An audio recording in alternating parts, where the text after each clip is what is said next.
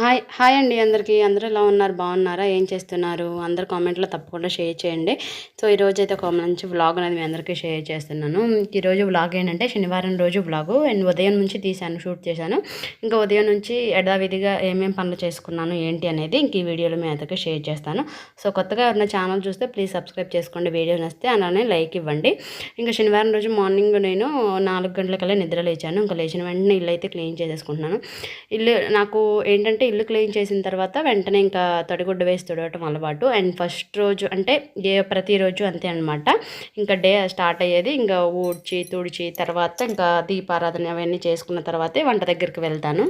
ఇంకా యథావిధిగా ఇల్లంతా క్లీన్ చేసేసుకొని తుడుచుకుంటాను. ఇంట్లో వాళ్ళని అయితే అసలు ఎలాంటి డిస్టర్బెన్స్ లేకుండా చిన్నగా చేసుకుంటాను. ఎందుకంటే నేను ఉదయాన్నే లేస్తాను కాబట్టి ఇంకా పిల్లలు అప్పుడు లెగరు, అలానే మా వారు కూడా లెగరు. ఇంకా వాళ్ళు ఏంటంటే మళ్ళీ వాళ్ళ నిద్ర పాడవకుండా ఇంకా చిన్నగా ఇలానే చేసుకుంటాను. ఇంకా శనివారం ఏంటంటే నాకు చాలా ఇష్టం అనమాట. ఏంటంటే ఎక్కువగా వెంకటేశ్వర స్వామిని నమ్ముతాను. ఇంకా ఆయనకే ఎక్కువగా పూజ చేస్తానమాట. ఇంకా ఆయనకి ఏంటంటే ఇలా పిండి ప్రమిదలు చేసి ఇంకా దాంట్లో దీపారాధన చేద్దామని అనుకున్నాను. ఇంకా అంతకుముందు రోజు నైట్ శుక్రవారం రోజు సాయంత్రము ఇంకా మా ఇంటి దగ్గర ఇలా ఒక పక్కన వాళ్ళ ఇంట్లో తులసి చెట్లు అయితే చాలా బాగుంది, ఒక వనమాలగా ఉంటుంది అనమాట.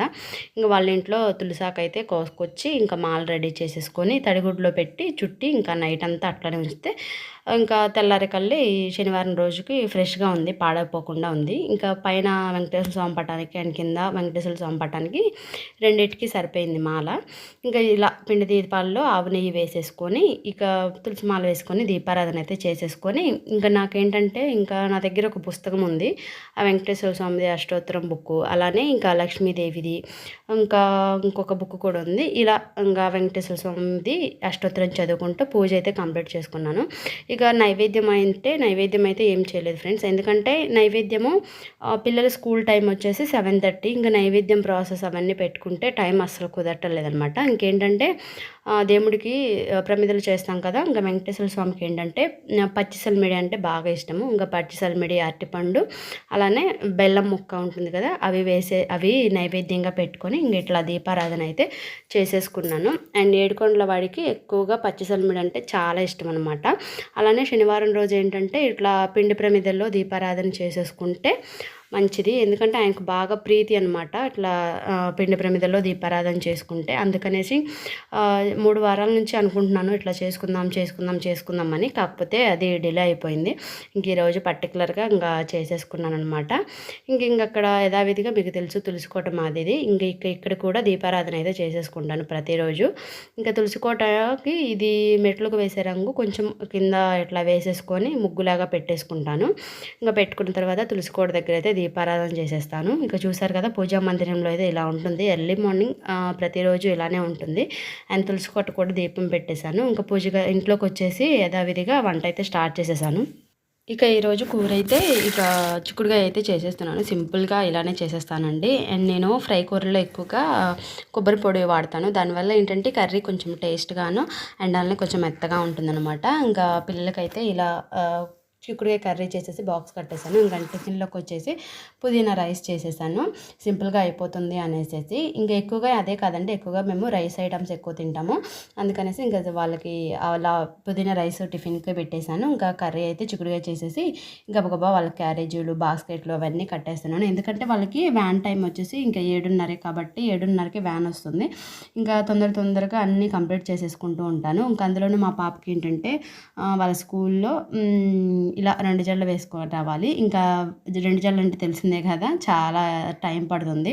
ఇంకా అందులోనూ ఏంటంటే కొంచెం అటు ఇటుగా వేస్తాను కాబట్టి గబగబా ఇంకా ఇంట్లో పనులన్నీ కంప్లీట్ చేసేసుకొని దానికైతే ముందు 2 జడలు వేసేసి టిఫిన్ కూడా మా పిల్లలు అసలు ఎంత ఇదైతారంటే తినడానికి ఇదనమాట. అండ్ మా సాయి అయితే కొంచెము తొందరగానే తినేస్తారులే కానీ ఇంకా అమ్ములు మాత్రం తిందు, కొంచెం దానికి దగ్గరుండి అన్నీ పెట్టాలన్నమాట. ఇంకా ఇలా అయితే కంప్లీట్ చేసేసాను. సో వీడియోస్ నచ్చితే కనుక ప్లీజ్ సబ్స్క్రైబ్ చేసుకోండి అబ్బా, అండ్ ఛానల్ని సపోర్ట్ చేయండి, ఓకేనా.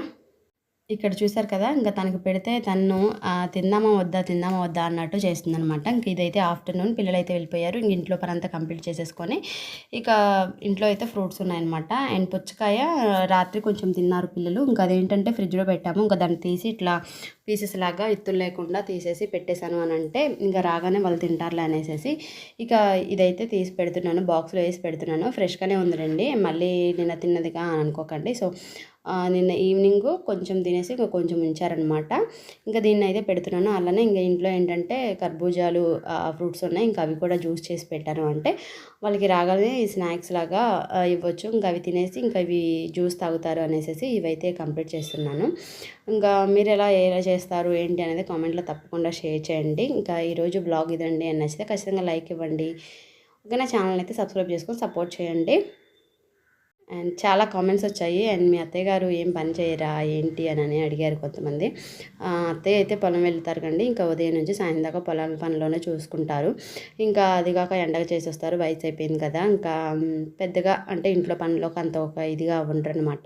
ఇంకా నేనే ఎక్కువగా ఇంకేమీ ఉండకుండా నేనే కంప్లీట్ చేసేసుకుంటాను ఇంట్లో పనులన్నీ కూడా. ఇంకా అటు ఫామ్ దగ్గర పని, ఇంక పిల్లలు చూసుకోవటము, ఇంకా వండుకోవటము ఇవే కదా! ఇంక ఇవన్నీ చేసేసుకుంటాను నేనే. ఇంకా మీరు అడిగారు కదా, మీకు ఒక డౌట్ అయితే క్లారిటీ అయింది అనుకుంటున్నారు. ఓకేనా, బాయ్ బాయ్.